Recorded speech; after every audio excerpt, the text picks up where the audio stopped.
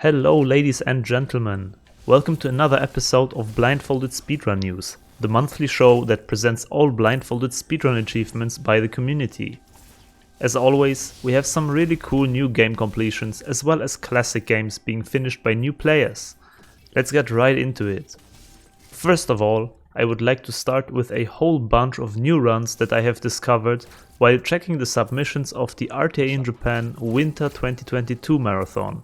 Apparently, blindfolded speedrunning got really popular in Japan in the recent year, so there were a total of 13 blindfolded submissions. I would like to introduce you to some of them. First, we got a full single segment blindfolded any percent run of Metroid Dread by Bane. The difficulty was rookie and no turbo was used. I myself was very interested in this category, so it was a big surprise to see this already being optimized to under 2 hours. Metroid Dread plays very much like the classic 2D Metroids and consists of a lot of room layout memorization, setups for positioning and boss quick kills. It is an extremely fast-paced game with many glitches. Especially in the visual speedrun, you can clip through many walls, perform sequence breaks, and hold boss skips even. If you're interested in Metroid, I highly suggest you to check this full run out. Then we have SAS RTA, who managed to beat 2 games blindfolded this month, and both are totally new games that have not been blindfolded before. We have Live a Life, a RPG that came out on Switch not a long time ago. SAS challenged the Restless story mode in this game blindfolded, which is one of many chapters in the game. It contains many fight sequences back to back and requires cleverly planned out strategies to beat. Second of all, he also finished Toho Goyoku with Kanako on normal difficulty. Many might be familiar with the famous Toho franchise, which is known for its very difficult arcade shooters, but actually it also has some other games in the universe. This one is a 2D horizontal game, more precisely, to quote Wikipedia, a horizontal side-scrolling Danmaku water action game.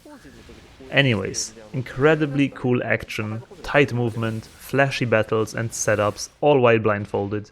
This one is a big recommendation to watch from my side. Finally, we have Kugen Akikisu with a 100% world record in A Dance of Fire and Ice. He's a very talented player who also holds the visual 100% record now, and he actually got a blindfolded PB of this crazily difficult category live during a online marathon performance. This game was featured already quite a few times here, but it basically is a rhythm game with 2 keys where you have to memorize these songs perfectly in order to play them blindfolded.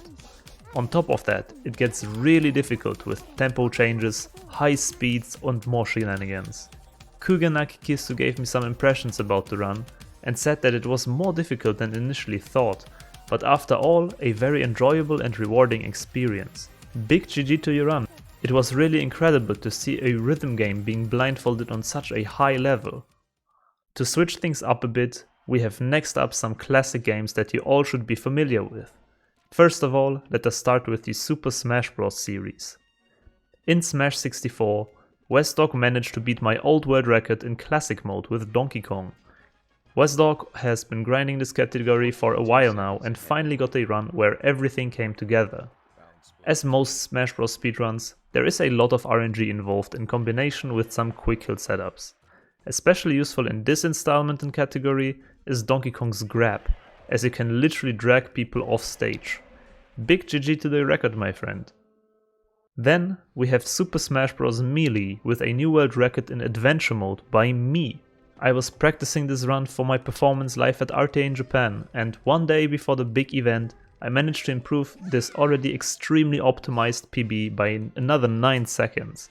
There were still a few trolls and bad RNG parts here and there, but after all these thousands of resets and playthroughs, I am finally happy with this run and will move on.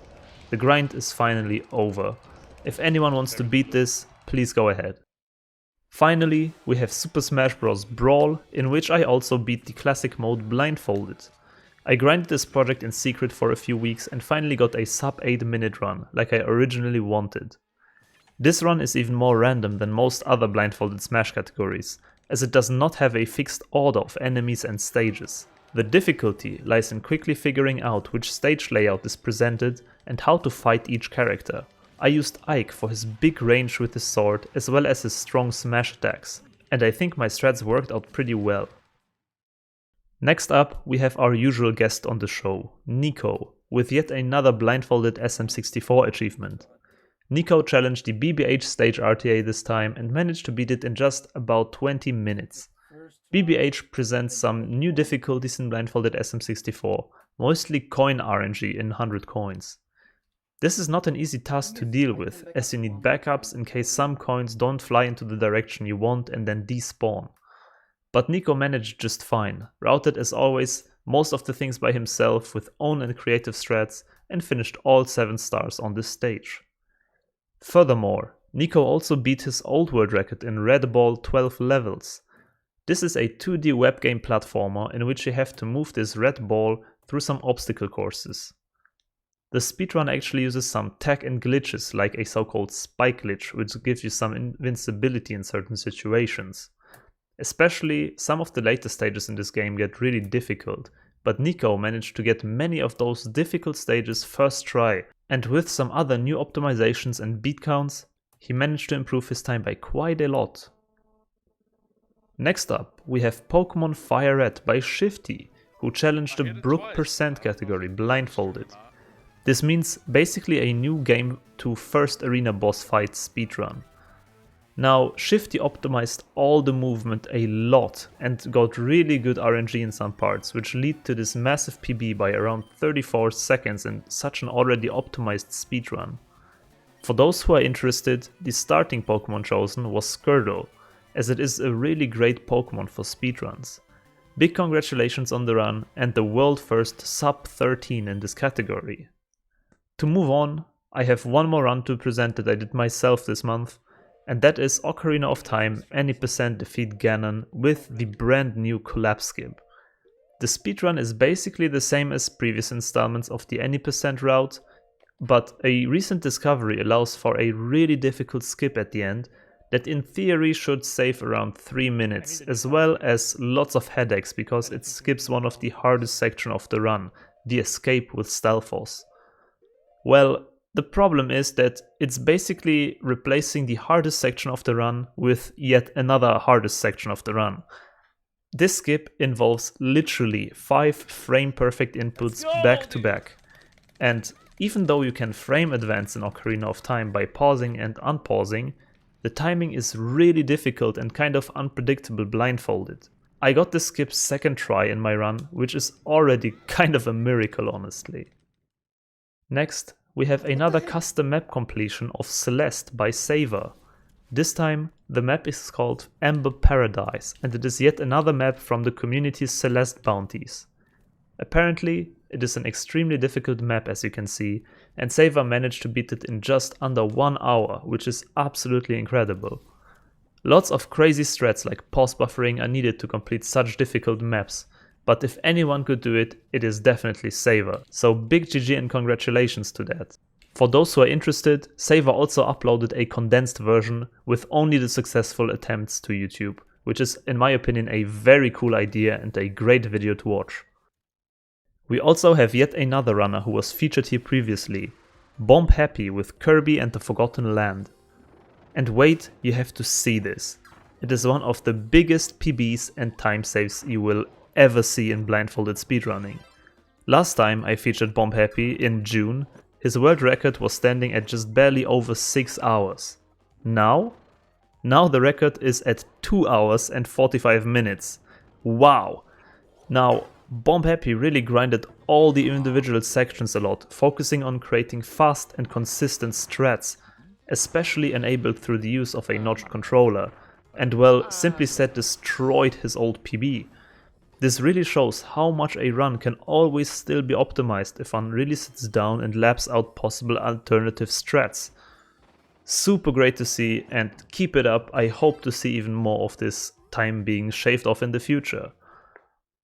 Before we come to the end of this month's news, I have 2 more huge runs to present. First of all, a new world record in blindfolded Breath of the Wild any % by Mariana with a time of 1 hour and 47 minutes. Mariana grinded and is still grinding this category close to every single day, and these efforts really paid off. He beat the old world record by Saver and now aims to present this run at marathons like RTA in Japan. The time saves came from smaller optimizations here and there, but honestly mostly from just cleaner and faster execution of gameplay and previous strats, which is always really awesome to see. My huge congratulations to the run, and I am very sure we will still see another improvement of this very soon. Last but definitely not least, we have yet another world first blindfolded run of a new and very famous game actually. Mighty Burger challenged Ori and the Blind Forest, any percent blindfolded, and managed to pull through in just around 2 hours and 40 minutes.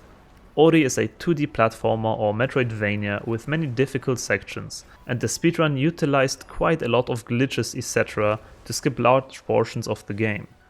In order to beat this game blindfolded, Mighty Burger had to come up with some very creative and clever strategies, like using glitches that are not even used anymore in the visual speedruns since they are deprecated. One example would be the so-called air swim. This glitch allows you to get into a section called Sorrow Pass earlier than intended.